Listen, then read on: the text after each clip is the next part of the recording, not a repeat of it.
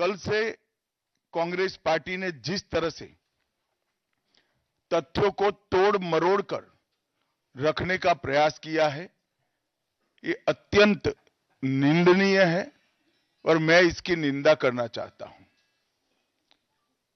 ये क्यों हुआ?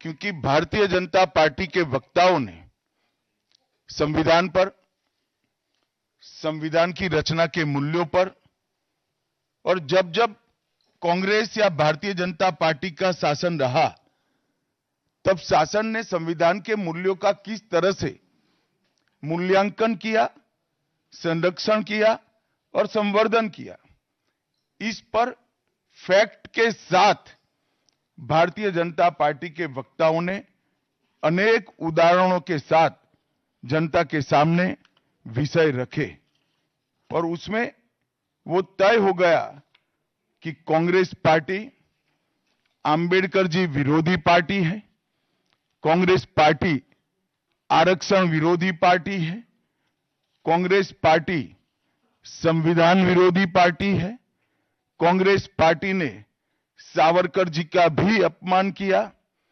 कांग्रेस पार्टी ने आपातकाल डालकर संविधान के सारे मूल्यों की धज्जियां उड़ा दी, नारी सम्मान को भी सालों तक दरकिनार किया, न्यायपालिका का हमेशा अपमान किया, सेना के शहीदों का अपमान किया और भारत की भूमि तक को संविधान तोड़कर विदेशी देशों को देने की हिमाकत कांग्रेस पार्टी के शासन में हुई। जब ये पूरा सत्य उजागर हो गया तब कल से कांग्रेस पार्टी ने फिर एक बार अपनी पुरानी पद्धति को आजमाते हुए बातों को तोड़ मरोड़ कर और सत्य को असत्य के कपड़े पहनाकर समाज में भ्रांति फैलाने का एक कुत्सित प्रयास किया है। संसद में जब चर्चा हो रही थी, ये सिद्ध हो गया कि बाबा साहेब आंबेडकर का कांग्रेस ने किस तरह से पुरजोश विरोध किया था। बाबा साहब के न रहने के बाद भी किस प्रकार से कांग्रेस ने बाबा साहब को हाशिए पर ढकेलने का प्रयास किया।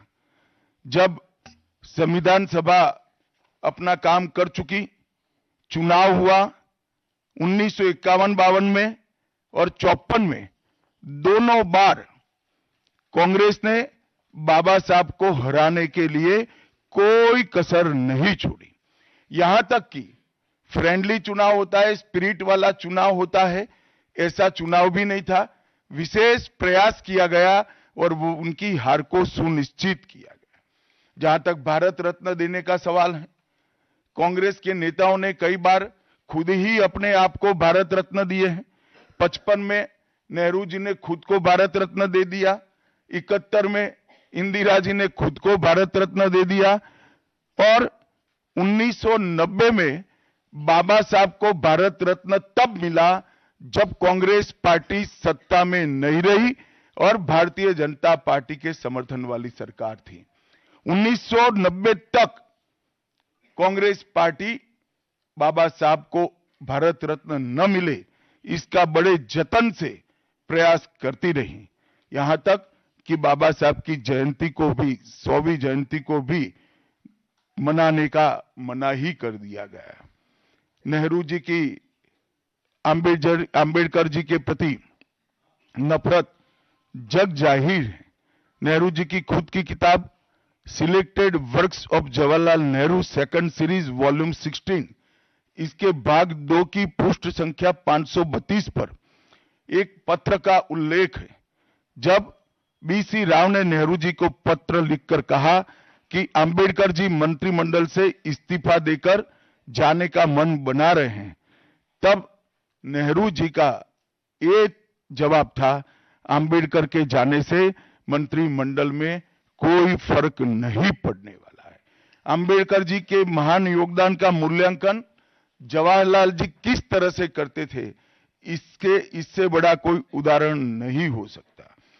जब पंडित जी की एक और किताब को पढ़ते हैं, लेटर टू चीफ मिनिस्टर में एक उल्लेख है, बंबई के मेयर ने एक पत्र में बाबा साहब के आम्बेडकर के जन्मस्थान मऊ में उनका स्मारक बनाना चाहिए, ऐसा सुझाव दिया।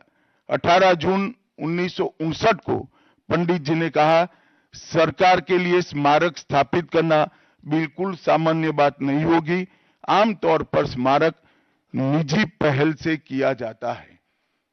अपने परिवार के चाहे कोई भी सदस्य हो, नेहरू जी हो, इंदिरा जी हो, संजय गांधी हो, राजीव गांधी हो, कई सारे लोगों के लाखों स्मारक देश के अंदर बनाने वाले परिवार के मुखिया कहते हैं कि आमतौर पर निजी पहल पर स्मारक बनाया जाता है, क्योंकि ये स्मारक बी आर आम्बेडकर जी का था।